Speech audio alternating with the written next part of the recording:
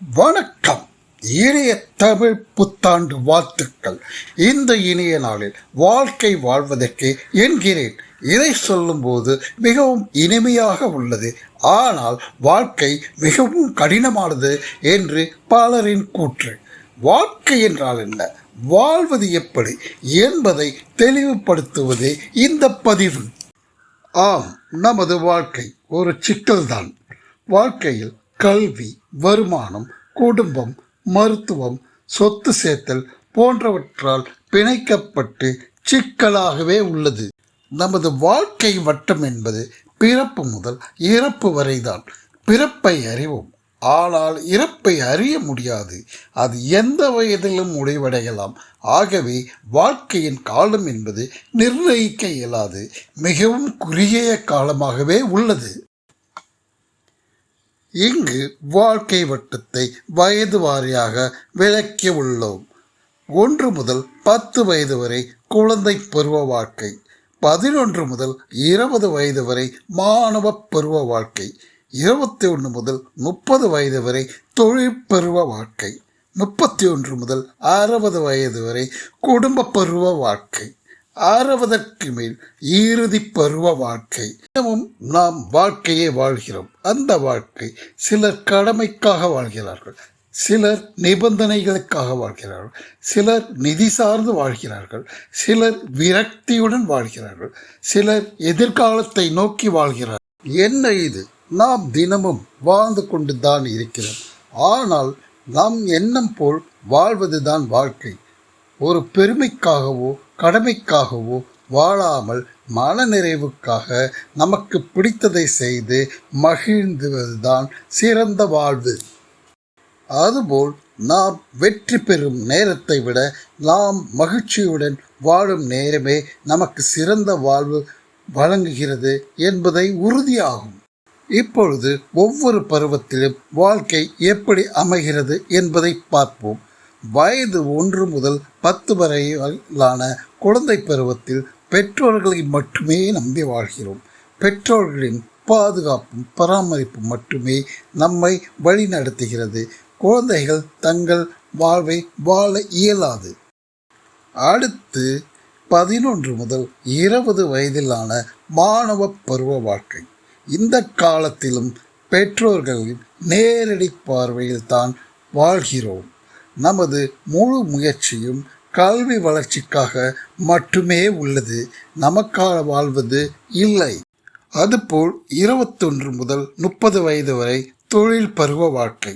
இந்த காலகட்டத்தில் நம்மால் பெற்றோர் பராமரிப்பில்லாமல் நாம் தன்னிச்சையாக செயல்பட முடியும். இக்காலத்தில் சிறந்த பணி அல்லது தொழிலில் கவனம் செலுத்தி அதில் வளர்ச்சி அடைவதையே மட்டுமே செயல்படுத்துவோம். நமக்கான வாழ்வு வாழ்வதில்லை. அதுபோல் 31 முதல் 60 வயது வரை குடும்ப பார வாழ்க்கையாகும். இக்காலகட்டத்தில் திருமணம் செய்து இல்லற வாழ்க்கையை ஆரம்பிப்பதோடு குழந்தைகள், குடும்பம் என்ற பாரத்தை நாமே சுமந்து வாழ வேண்டி உள்ளது. அதுபோல் 60 வயதுக்கு மேல் இறுதி பருவ வாழ்க்கை அமைகிறது. நமக்கு உறவுகளின் சப்போர்ட் தேவைப்படுகிறது. வயது முதிர்வால் மருத்துவ பராமரிப்பும் தேவைப்படுகிறது. மற்ற குடும்ப உறுப்பினர்களின் தயவும் உதவியும் தேவைப்படுவதால் நமது வாழ்க்கையை முடிந்தவரை கடத்தி செல்லவே இயலுகிறது. இதன் மூலம் நாம் அறிவது, நமக்கான வாழ்வை வாழ 31 முதல் 60 வரை தான் இயலுகிறது. அக்காலத்தில்தான் நான் நமது மனது நிறைவு மற்றும் சிறிய சிறிய ஆசைகளை நிறைவேற்ற இயலும். அப்படிப்பட்ட அந்த 30 வருடம் நமக்காக வாழ்கிறோமோ என்றால் இல்லை. அது எதனால் என்பதை அறிவோம். அந்த 30 வருடத்தில் பல கவலைகள் அலையலையாக வந்து நமது வாழ்க்கையை நிராசையாக செய்து விடுகிறது. அப்படிப்பட்ட கவலையை எப்படி ஏற்படுகிறது? நமக்கு கவலைகள் ஏற்பட முக்கிய காரணம், நாம் வெற்றி பெற்றாலோ அல்லது லாபம் பெற்றாலோ மிகவும் மகிழ்ச்சி அடைகிறோம். அதுபோல் தோல்வி அடைந்தாலோ மற்றும் நஷ்டமடைந்தாலோ கவலை கொள்கிறோம்.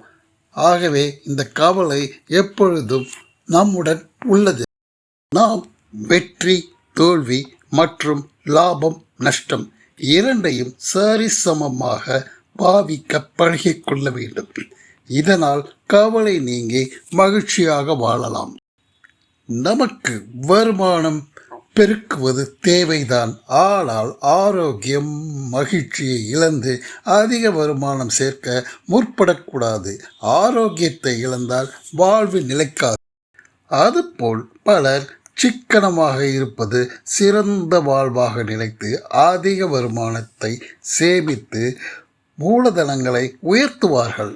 நாம் இறக்கும் பொழுது எந்த சொத்தையும் பொருட்களையும் எடுத்துச் செல்ல இயலாது. ஆகவே அதிகம் சேமிப்பதை விட நமது ஆசைகளை பூர்த்தி செய்வதே மகிழ்ச்சியான வாழ்க்கையாகும். சிறந்த ஆரோக்கியம் இருந்தால் மட்டுமே நீண்ட வாழ்க்கை வட்டம் கிடைக்கும். ஆகவே ஆரோக்கியமான உணவு முறையை நமது செலவுகளை செய்து மகிழ்ச்சியான நீண்ட வாழ்வு அமைத்துக் கொள்வோம். சுருக்கமாக சொல்வது என்றால், அளவான ஆசையும் அவசிய தேவைகளுக்கு மட்டுமே முக்கியத்துவம் தந்து தேவையில்லாத ஆசைகளை தள்ளி போடுவதால் மட்டுமே மகிழ்ச்சியான வாழ்வு. என்ன இவைகளை நம்மால் செய்ய முடியுமா என்ற எண்ணம் வரலாம். அவை செய்ய முடியும் என்று நம்பும் பொழுதுதான் நமது மனம் அதை செய்ய வழிகளை கண்டறியும். ஆகவே நம்பிக்கையுடன் மேற்கூறிய அனைத்து செயல்களையும் செய்ய முயன்று மகிழ்ச்சியான வாழ்வை பெறுவீர்கள். நாம் இழந்ததை பெற முயற்சியை கைவிடக்கூடாது. அதுபோல் இறந்த பின்னும் புகழுடன் வாழ சாதனை செய்ய வேண்டும்.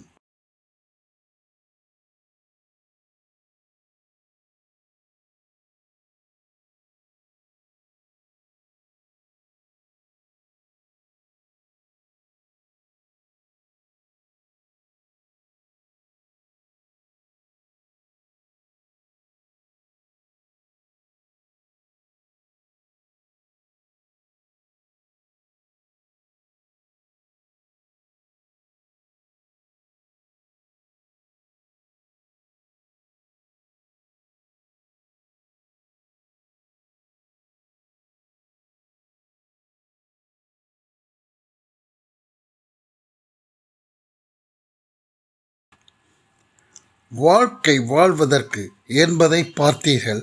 அதற்கு ஜூபோ கேரின் நன்றி. கைண்ட்லி கிளிக் டு சப்ஸ்கிரைப் மற்றும் லைக் அண்ட் சப்ஸ்கிரைப். உங்களின் வேல் முருகன்.